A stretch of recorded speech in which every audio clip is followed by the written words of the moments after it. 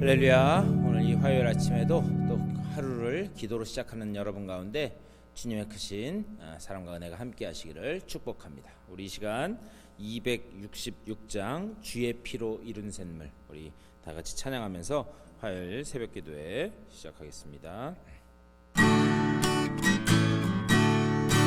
주의 피로 이룬 샘물 참 깊고 넓도다. 구원하는 그 신능력 다 찬송할지라. 찬송하세 주의 보혈 그 샘에 지금 나아가. 죄의 깊이 빠진 이 몸 그 피로 씻어 맑히네.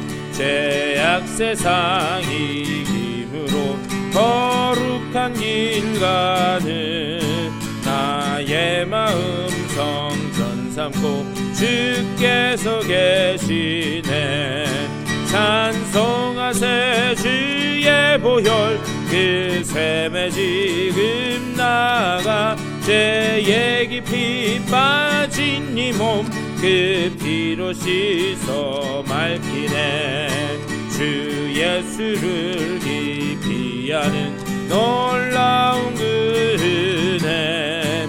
하늘나라 즐거움이 매일 새롭도다.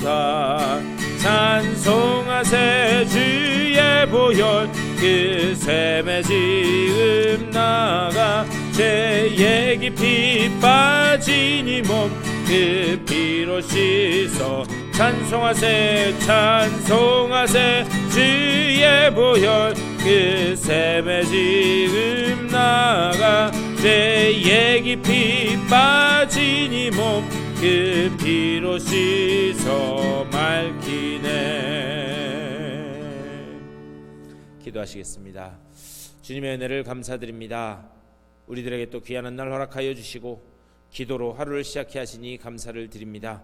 주님께서 그 흘리신 보혈의 피로 맑게 씻김 받는 우리가 되게 하여 주시고 거룩한 흰옷 입은 백성 되어 하나님 기뻐하시는 모습으로 나아갈 수 있도록 주님 앞에 설 수 있도록 주여 우리들 붙잡아 주시옵소서. 그리하여 깨끗해진 영으로 늘 주님과 영적인 교통이 있게 하여 주시고 그 가운데 우리에게 하시는 그 말씀과 또 그 음성이 들리고 깨달아져서 그 말씀 가운데서 주님의 뜻을 온전히 순종하며 나아가는 복된 주의 백성들로 삼아 주시옵소서. 오늘 이 아침에도 말씀을 들을 때에 듣는 귀 보는 눈 깨닫는 마음 허락하여 주시고 주님의 뜻을 붙잡고 기도할 때에 막혔던 문들이 열려지는 귀한 역사가 나타날 수 있도록 복 내려 주시옵소서. 감사드리 주 예수 그리스도의 이름으로 간절히 기도드리옵나이다. 아멘. 하나님의 말씀 보시겠습니다.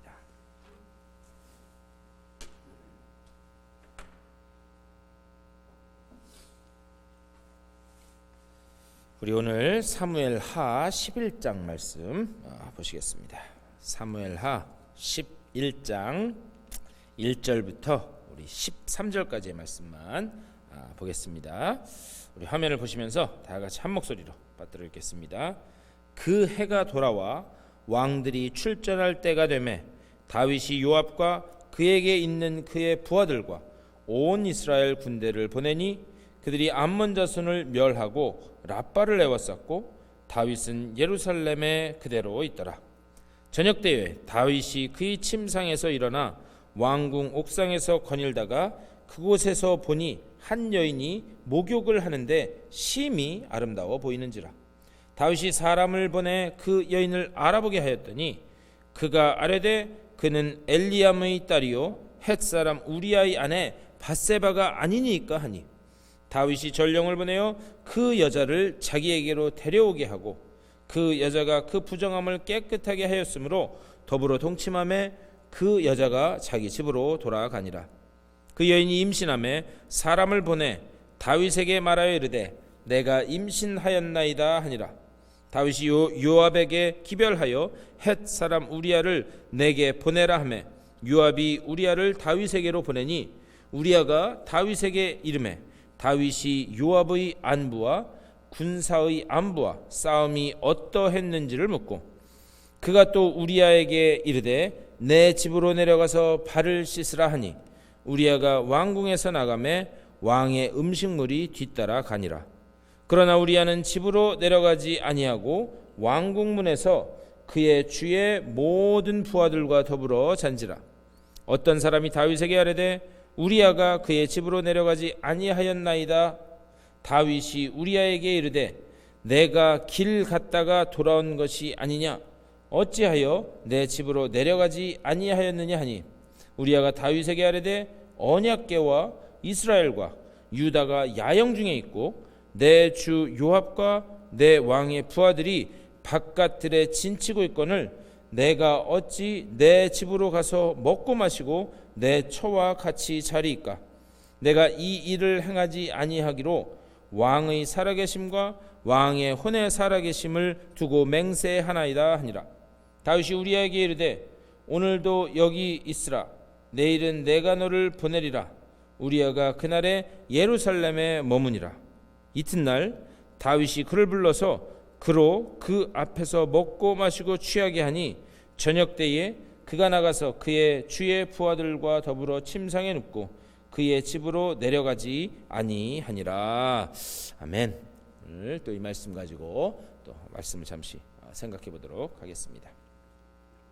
몇 년 전에 여러분들 혹시 기억나시는 분들 계실지 모르겠는데 한국에서 비가 많이 내리는 그런 이 장마철이었는데, 그런데 이 도림천이라고, 여러분들 혹시 신도림동 아시는지 모르겠어요. 거기에 이렇게 고수부지처럼 돼 있고 거기에 이렇게 다리가 하나 있는데, 제가 거기를 왜 잘 아냐면 저희 처갓집이 그쪽 근처에 있어요. 그리고 이제 저도 그 근처에 살고 있었고, 그런데 그 다리가 사람들이 지나가는데 갑자기 와르르 무너지는 바람에 한 사람이 죽고 한 사람이 다치게 되었다라고 하는 그런 뉴스가 나온 적이 있습니다. 그런데 동네 사람들에게 이야기를 들어보니까 그 다리를 건널 때마다 계속해서 삐그덕 소리가 났다는 거예요. 그래서 어떻게 했는가, 구청에다가 민원을 넣었대요. 여기 다리에서 이상한 소리 납니다. 그런데 그 사람들의 민원을 무시하더니 결국에는 다리가 무너져서 한 사람이 죽고 한 사람이 크게 다치게 되는 그런 안타까운 사고가 벌어지게 됐습니다. 근데요, 이것을 우리 삶에 비교해서 보면 다리뿐만이 아니라는 거예요. 사람의 인생이 무너지는데도 어느 한순간 무너지는 법이 없습니다. 하나님은요, 어떤 인생이 무너지기 전에 계속해서 이 경고의 사인을 보여주십니다. 그런데 그것을 영적으로 캐치하는 사람, 그 사람은 그 자리에서 멈춰요. 그리고 다시 돌아옵니다. 하지만 그렇지 못한 사람은 어떻게 하는가? 인생의 밑바닥까지 떨어지는 경우, 그것을 우리는 종종 보게 됩니다. 오늘 우리가 읽은 말씀도 바로 그것을 말씀하고 있는 거예요. 지금까지 우리가 보아왔던 이 다윗의 인생, 그 인생은 계속해서 상승곡선을 그려서 나아가고 있습니다. 하는 것마다 다 잘 됐어요. 그리고 하나님이 그와 계속 함께 하신다는 그런 사인들이 계속해서 나타났습니다. 1절에서 이렇게 말씀해요.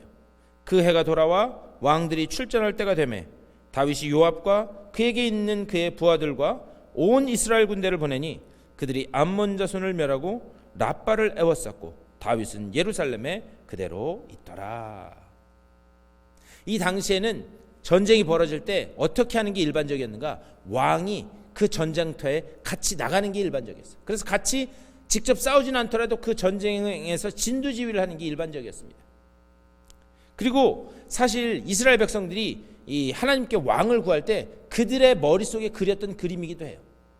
그들이 왕을 구할 때 무엇을 원했는가? 전쟁이 벌어졌을 때 직접 나가서 리더십을 보여주고 진두지휘하고 이런 모습을 기대하고 왕을 구했습니다. 그것이 왕을 구한 이유였어요. 그리고 그들이 그 원했던 대로 하나님이 이 다윗을 세우셔서 모든 것들을 잘 되게 하십니다. 주변에 모압, 블레셋 등 모든 국가들을 다 정복하기 시작해요. 그런데 이때 다윗은 어떻게 했는가? 전쟁에 출정하지 않았다라고 그렇게 이야기합니다.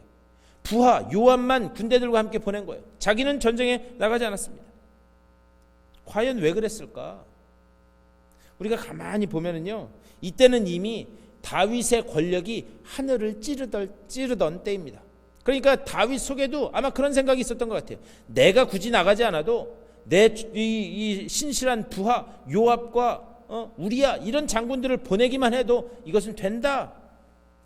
그래서 예루살렘 궁에 있었던 거예요. 그리고 결국 거기에서 사고가 난 겁니다. 차라리 다윗이 그 권력의 절정에 다다르지 않았다면 이런 실수를 저지르지 않아도 됐지 않았을까 생각됩니다. 왜 그런가? 사람이요, 시간 남고 돈 남으면 할 게 죄 짓는 것밖에 없다는 거예요. 여러분 한번 주변에도 보십시오. 시간 남고 돈 남는데, 그런데 죄 짓지 않고 살아가는 사람이 과연 몇이나 될까? 그렇기 때문에 어떤 의미에서는 인생이 조금 고달픈 것, 그게 어떤 의미에서는 복일 수도 있습니다. 무슨 말인가? 지금 내게 처한 이 문제 해결하기도 바빠 죽겠는데 죄 지을 생각 하지도 못한다는 거예요.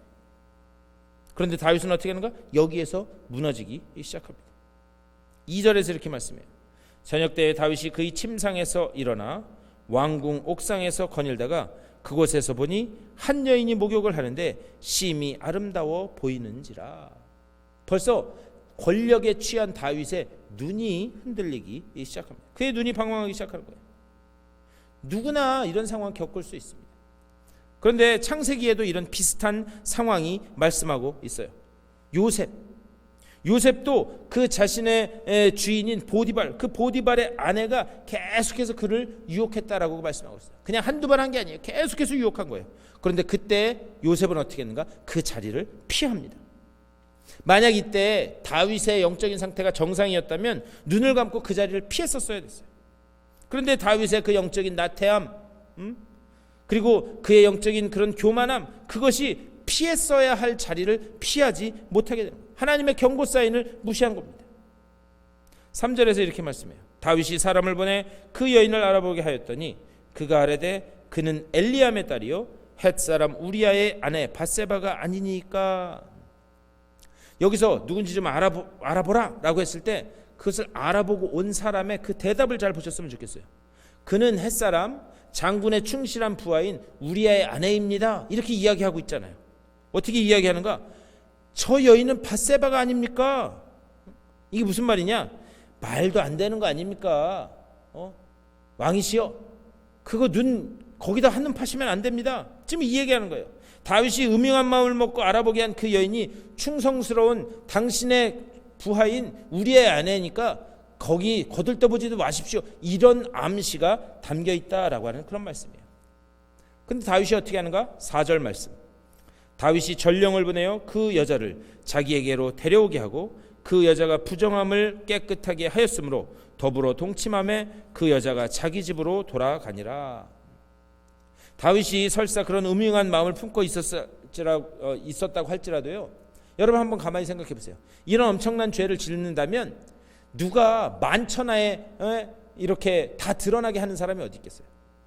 다 몰래 하게 되어 있습니다. 그런데 다윗은 지금 어떻게 하고 있는가? 아예 대놓고 사람을 보내서 모든 사람들이 다 알 수 있게 그 대놓고 데려오라고 하는 거예요. 그리고 더군다나 뭐라고 이야기하는가? 부정함을 깨끗하게 하였다. 이게 무슨 말이냐면 부정하다. 그 여인이 생리 중이었다는 것을 알 수 있어요.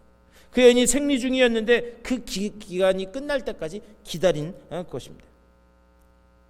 그렇다면 왜 하나님의 말씀은 이런 것까지도 기록하고 있는가?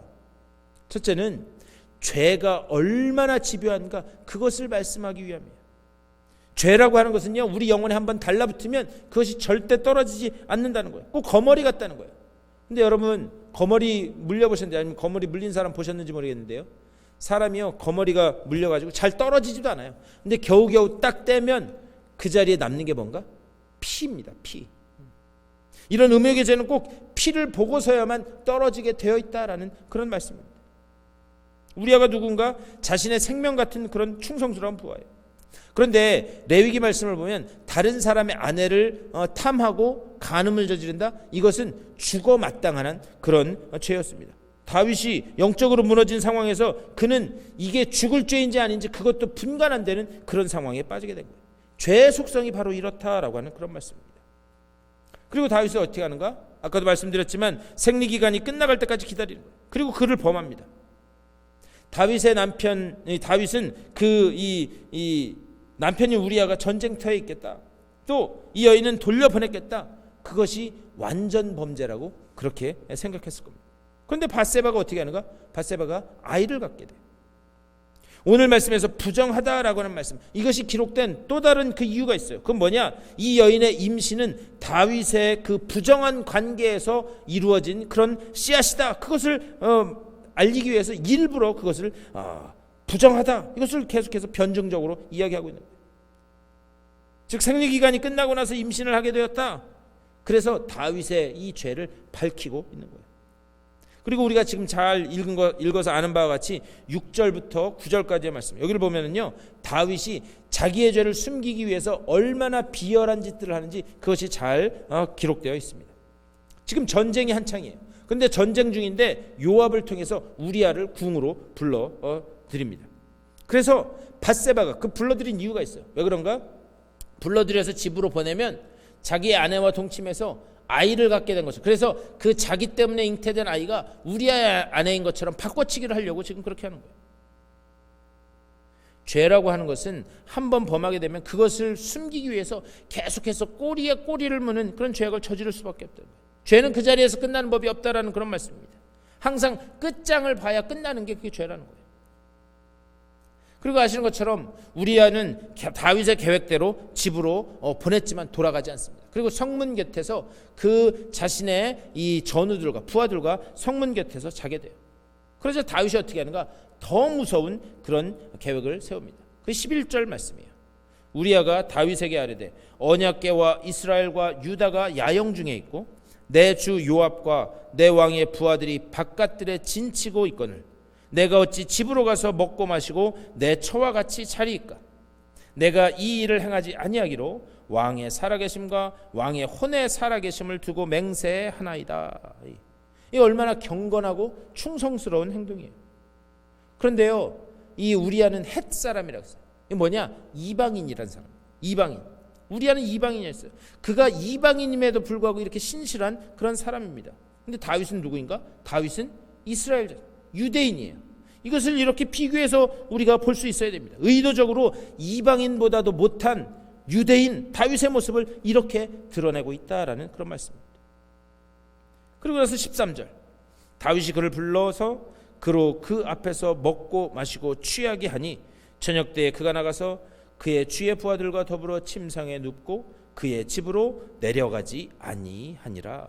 술을 진탕 먹였다는 거예요. 술을 진탕 먹였는데도 집으로 가지 않고 똑같이 그 성문 곁에서 자신의 부하들과 잡니다.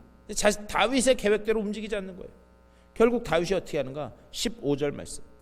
그 편지에 써서 이르기를 너희가 우리아를 맹렬한 싸움에 앞세워두고 너희는 뒤로 물러가서 그로 맞아 죽게 하라. 자신을 죽게 하라라고 하는, 그러니까 자기를 죽이라라고 하는 그 편지를 우리아는 알지도 못하고 그 편지를 들고 이 전장으로 다시 죽는 장소로 내몰리게 됩니다. 그리고 다윗의 계획대로 그가 싸움에 전쟁터에 나가서 제일 앞에 섰다가 죽게 돼요. 그리고 그가 죽자, 우리아가 죽자 다윗이 한 무서운 말이 있습니다. 그게 25절 말씀이에요. 다윗이 전령에게 이르되 너는 요압에게 이같이 말하기를 이 일로 걱정하지 말라. 칼은 이 사람이나 저 사람이나 삼키느니라. 그 성을 향하여 더욱 힘써 싸워 함락시키라 하여 너는 그를 담대하게 하라 하니라. 무슨 얘긴가? 우리아가 죽었구나. 이 칼에 죽을 수도 있고 저 칼에 죽을 수도 있지. 전쟁하다 보면 그런 일이 벌어질 수 있지. 지금 그런 반응을 다윗이 보이고 있는 거예요. 자기가 죽인 거이면서.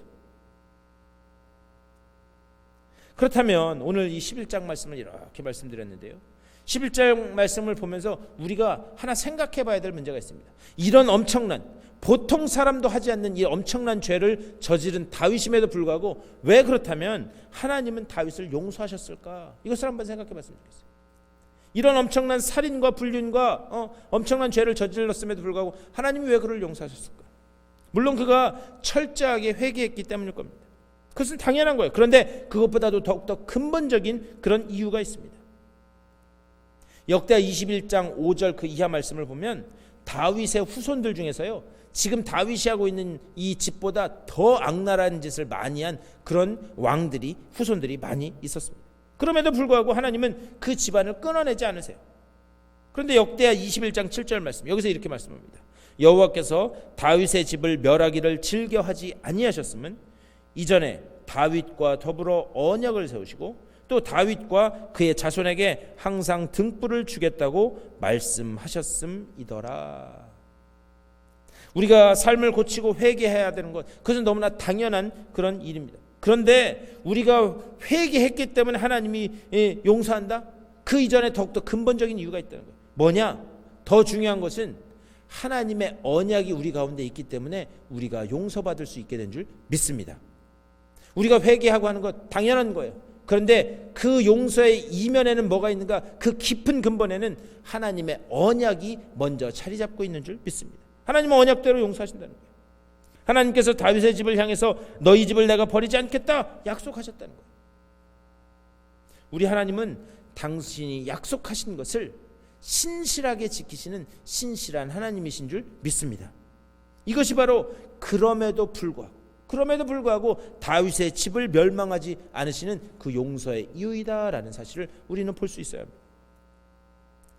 사실 다윗의 신앙이 하나님을 향해서 온전히 섰을 때가 언제인가? 우리 계속 사무엘 상하 말씀을 보고 있는데요. 여기서 쭉 보면 다윗이 가장 신실하게 하나님께 붙들려 있을 때가 아무것도 없을 때였어요. 광야 빈들에 있을 때 하나님께 온전히 붙들려 있었습니다. 손에 가진 거라 봐야 돌멩이와 몇 안 되는 사람들, 그때 다윗이 하나님께 꼭 붙들려 있었습니다. 그때 하나님은 어떻게 하셨는가? 그 누구도 상대할 수 없었던 골리앗을 쓰러뜨리시는 그런 놀라운 일을 다윗에게 맡기십니다. 그런데 그가 모든 것을 다 갖고 있었을 때 그는 무너졌다는 거예요. 이게 꼭 물질적인 것만 말씀드리는 게 아니에요. 다 갖고 있어도, 다 누리고 살아도 철저하게 하나님만 의지하고 주님의 언약만을 붙들고 살아가는 인생인가? 지금 그것을 하나님은 우리들에게 이 이야기를 통해서 질문하고 계신다라고 하는 사실이에요. 과연 우리가 내가 다 누리고 그리고 다 가지고 있을지라도 내 초점이 어디 있는가? 내 시선이 누구를 향하고 있는가? 과연 너의 시선은 누구를 향하고 있느냐? 하나님 그것을 우리에게 질문하고 있다는 거예요. 그렇기 때문에 우리가 이 새벽에도 기도할 때 우리가 반드시 붙들어야 되는 것이 있습니다. 그것은 무엇인가? 하나님의 신실하신 언약, 그리고 그 신실한 언약을 반드시 이루어 가시는, 성취하시는 그 하나님의 손에 온전히 붙들려 있어야 되는 줄 믿습니다. 우리의 초점이 거기에만 맞춰 있어야 된다. 이 말씀을 생각하면서 오늘도 그렇게 기도하셨으면 좋겠어요. 하나님, 비록 나의 죄됨, 비록 나의 연약함, 그리고 비록 나의 슬픔과 고통과 좌절과 연약한 이 모습 속에서도 하나님의 신실하신 언약을 붙듭니다. 내 죄를 온전히 주님 앞에 고백해 하여 주시고, 주님의 그 흘리신 보혈의 피로 맑게 씻기심을 입게 하여 주시고, 그리고 그 가운데 하나님 기뻐하시는 그런 거룩한 흰옷 입은 백성으로 설 수 있도록 주여 나를 붙잡아 주시옵소서. 오늘도 이렇게 기도하면서 하루를 시작하고 하나님과의 그 틀어졌던 관계가 온전히 회복되어져서 오늘 하루에서도 하나님이 붙드시고 이끄시는 그 놀라운 구원의 손길을 맛보시는 여러분 다 되실 수 있게 되기를 주님의 이름으로 간절히 축원합니다. 우리 이 시간 기도하시겠습니다. 말씀을 생각하면서 기도하실 때, 하나님, 나의 모든 죄를 이 시간 고백합니다. 저희 죄를 자복하면 저는 미쁘시고 의로우사 모든 죄를 사하실 것이다 라고 하신 그 약속의 말씀을 붙들고 이 시간 우리의 죄를 회개합니다.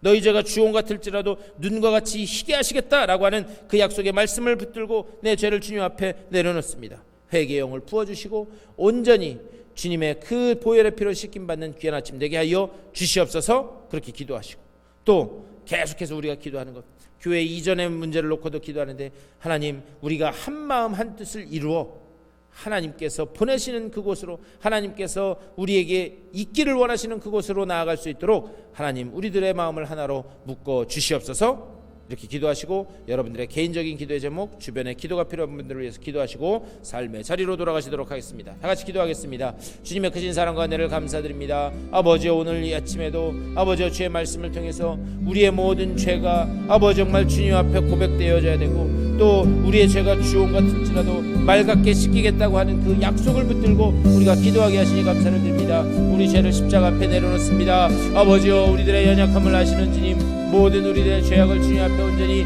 내어놓게 하여 주시고 주님의 보혈의 피로 씻김 받는 우리들의 삶이 될 수 있도록 인도하여 주시옵소서. 아버지여, 너희 죄가 주홍 같을지라도 내가 반드시 씻기고 말갛게 하겠다는 그 언약의 약속이 있기에 우리가 주님 앞에 나갈 수 있고 회개할 수 있고 그리고 주님으로부터 씻김 받을 수 있게 된 줄 믿사오니 아버지여, 우리가 순수한 마음을 가지고 십자가 앞에 엎드리게 하여 주시고 우리의 모든 죄를 아버지 십자가 앞에 내려놓게 하여 주시고 주님으로부터 씻김 받는 온전한 회개의 영을 부어주셔서 아버지 정말 우리가 그 주님의 회개의 영을 통하여 온전히 씻김 받는 귀한 우리들의 삶이 될 수 있도록 인도하여 주시옵소서. 아버지여, 그 언약의 신실함을 붙들고 나의 연약함을 통해서도 온전히 구원의 역사를 이루어 가시는 하나님의 언약의 신실함을 믿고 우리가 주님 앞에 회개하며 나아갈 수 있도록 주여 복 내려 주시옵소서. 교회 이전의 문제를 놓고 온 성도들이 기도하는 가운데 있습니다. 아버지여, 그것이 어디가 되었든지 간에 하나님께서 보내시는 그곳으로 아버지 정말 하나님의 뜻이 이끄시는 대로 순종하며 나가게 하여 주시고